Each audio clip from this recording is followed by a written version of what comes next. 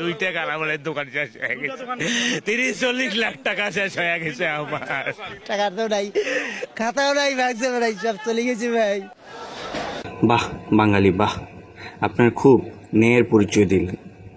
এত কষ্ট করে রাজপথে নৈতিক দাবিতে যারা জীবন দিয়েছে তাদেরকে আপনারা খুব উদ্ধার করে দিলেন। সাধারণ মানুষের দোকানপাট ভেঙে লুটপাট করে তাদের মালামাল নেওয়া এবং সাধারণ মানুষের দোকানপাটে আগুন দেওয়া, এর জন্যই তো আমরা রাজপথে নামছিলাম এবং কি এর জন্যই তো ছাত্র সমাজ, ছাত্ররা তাদের জীবন দিয়েছিল।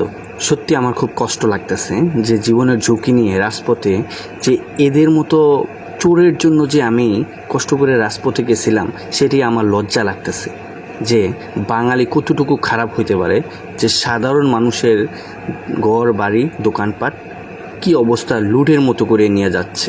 তবে আমার দেশের সকল মানুষের কাছে একটা আবদার যে আপনারা আসলে এরকম ছোটোলোকি কাজ করেন না, যে মানুষের ঘরবাড়ি ভেঙে এবং দোকানপাট ভেঙে মানুষের ক্ষতি করে এবং কি মানুষের মালামাল লুট করা, এটা আসলে খুবই ছোট লোকের কাজ।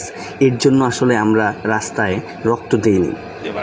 টাকা দিয়েছিলাম 8 লাখ, 2 কোর্ট গেছিলাম, ওগুলো তো সব তারপরে